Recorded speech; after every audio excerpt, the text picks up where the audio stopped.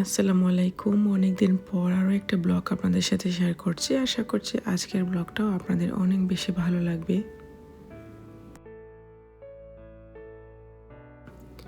আমার ঘরটা এখন প্রায় প্রতিদিনই এমনই পড়ে থাকে। যখন একটু সময় পাই রেস্ট না নিয়ে চারদিক ক্লিন করতে আমি লেগে পড়ি। আর আমার হাজব্যান্ড আসলে অনেক চিল্লাচিল্লি করে, সবসময় বলে তো কাজ করতে হবে না, এগুলো রাখো, পরেও করা যাবে। কিছুই করার নেই, সারাদিন বাসা আসলে এমনই পড়ে থাকে, দেখতেও ভালো লাগে না।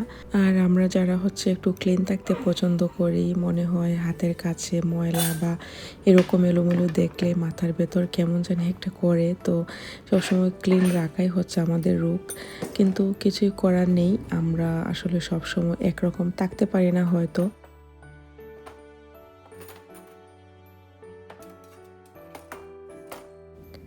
তো সি সেকশনের পরে আমি আসলে অনেক উইক হয়ে গিয়েছিলাম, কারণ যেহেতু আমার বাসায় আমি একাই আর আমার হাজব্যান্ড ফুল টাইম ও জব করে।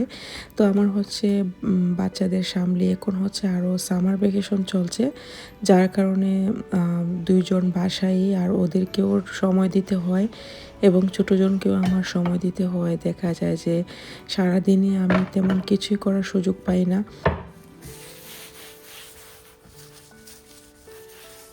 সি সেকশনের ১২ দিন পরে মনে হয় আমি সব নর্মাল কাজ করেছিলাম।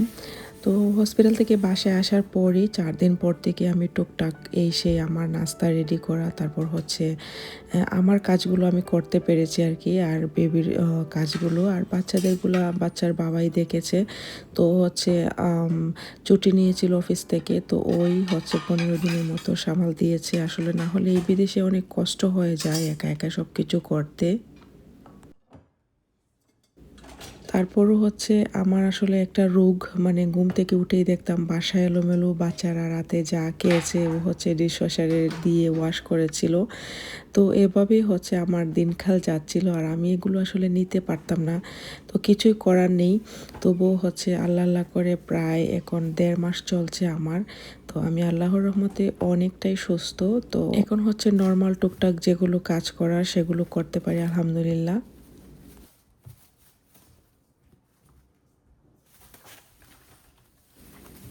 আর বিদেশে তো যারা থাকেন তারা তো বুঝবেনই, বেবিকে নিয়ে আসলে যেহেতু নিউবর্ন বেবি, তো ওকে অনেক দিনের অনেকটা সময় ওকে নিয়েই রাখতে হয়। তো যখন ও একটু ঘুমায় তখন আমি আমার কাজগুলো করে নিই আর কি। শাওয়ার নেওয়া, তারপর কোনো রকম একটা তরকারি রান্না করি। তো বাবুর বাবা যখন বাসায় আসে তখন ও একটু দেখে, তারপর আমি বাচ্চাদের জন্য যদি পারি একটা দুটো তরকারি রান্না করে নিই। খুবই দ্রুত কাজ করতে হয় আমাকে এখন আগের তুলনায়।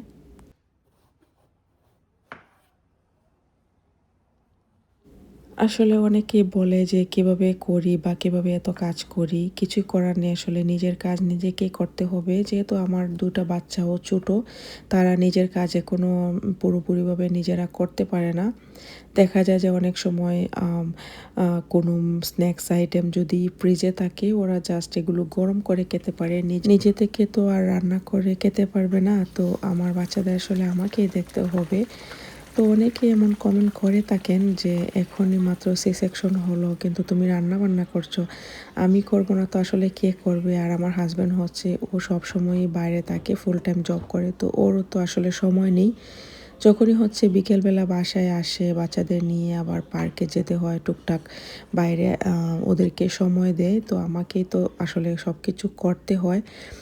আমার ২ বাচ্চার ক্ষেত্রে আমাকে আসলে কিছুই করতে হয়নি। বড় দুজনের ক্ষেত্রে সবকিছুই আমার আম্মা আব্বা বাংলাদেশে ছিলাম তখন, তো ওনারাই করতেন বা ওনারাই বড় করে দিয়েছেন। আমি আসলে বুঝিইনি ওদের কিভাবে আসলে আম্মা আব্বা বড় করে দিয়েছেন। তো এবার আমি আসলে পুরোপুরি মা হওয়ার অভিজ্ঞতা পেয়েছি। মানে মা হওয়া যাকে বলে, মা হওয়ার কষ্ট।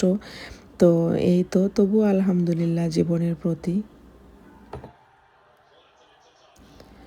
এখন বিশ্বকাপ চলছে। আমি যখন ভিডিও আপলোড দিয়েছি তখন বিশ্বকাপ অলরেডি শেষ।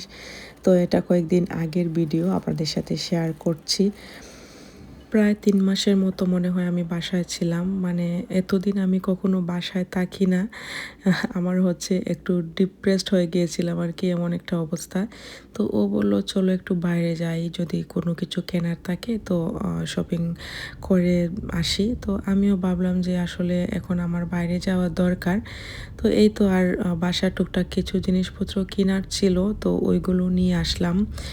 আর আমার বাসার পাশে হচ্ছে ডলারামা, মানে যেখানে গেলে আমার আসলে সময়টাও কম লাগবে।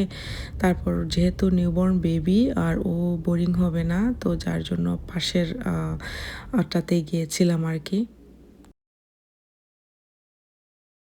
তো বেবিকে গাড়িতে ওর বাবার কাছে রেখে আমরা মা মেয়ে হচ্ছে ভেতরে ঢুকেছিলাম। তো খুবই দ্রুত আমাদেরকে শপিং করতে হয়েছিল, যেগুলো লাগে আমি শুধু জাস্ট প্রয়োজনীয় জিনিসগুলোই নিয়েছি আর কি। এক্সট্রা কোনো কিছুই দেখার সুযোগ পাইনি।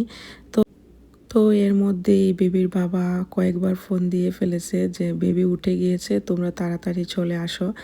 তো লাস্ট মুহূর্তে দেখা গিয়েছে আমি হচ্ছে শপিং কার্ট এখানে রেখে তারপর হচ্ছে বেবিকে নিয়ে এসে তারপর হচ্ছে বাকি কেনাকাটা করেছি।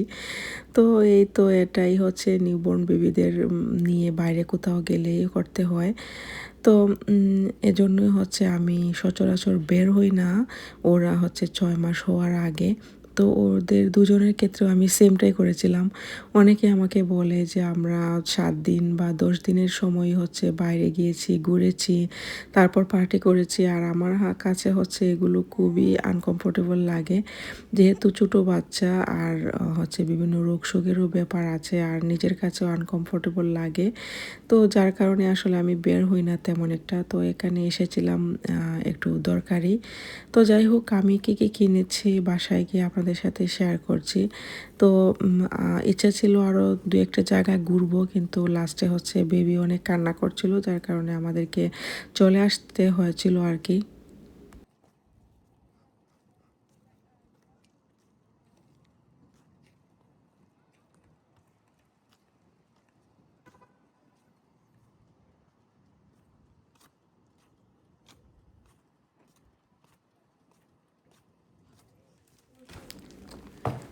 তো এই তো আমার টুকটাক কিছু কেনাকাটা, আমি আসলে অনেক কিছুই কেনার ছিল, কিন্তু বেবির কান্নার কারণে আর আমি বেশি সময় থাকতে পারিনি।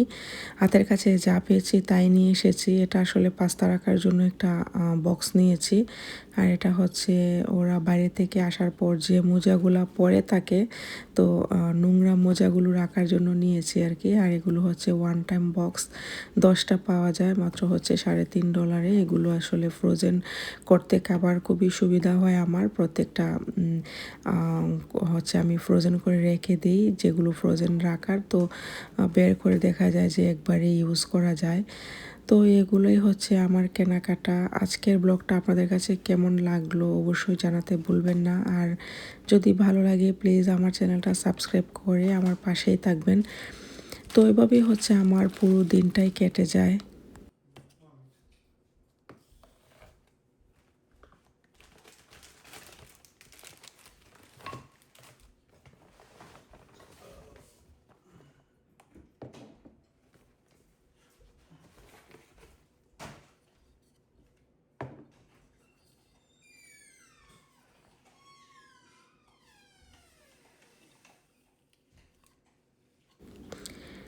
এই টুকটাক এগুলো করতে, করতে দেখা যায় যে নিজের জন্য আসলে সময়ই বের করতে পারি না যে নিজেকে একটু যত্ন করব বা নিজের একটু সময় দিব নিজেকে। তবুও ভাবি যে আসলে এই সময়টা হয়তো আমার লাইফে আর কখনো ফিরে আসবে না। তো আমি এই ভেবে হচ্ছে আমার এই সময়টাকে এনজয় করি।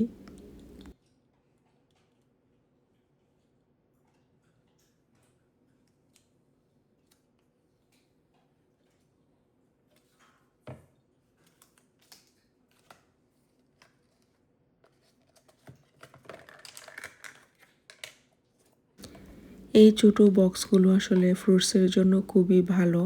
তো এই ভেবে এগুলো নিয়েছি। আমি আসলে কাঁচের বক্স ছাড়া প্লাস্টিকের বক্স তেমন একটা ইউজ করি না।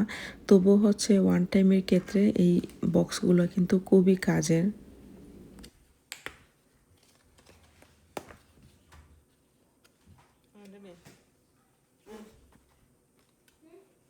তোর পাপার মতোই মজা তুই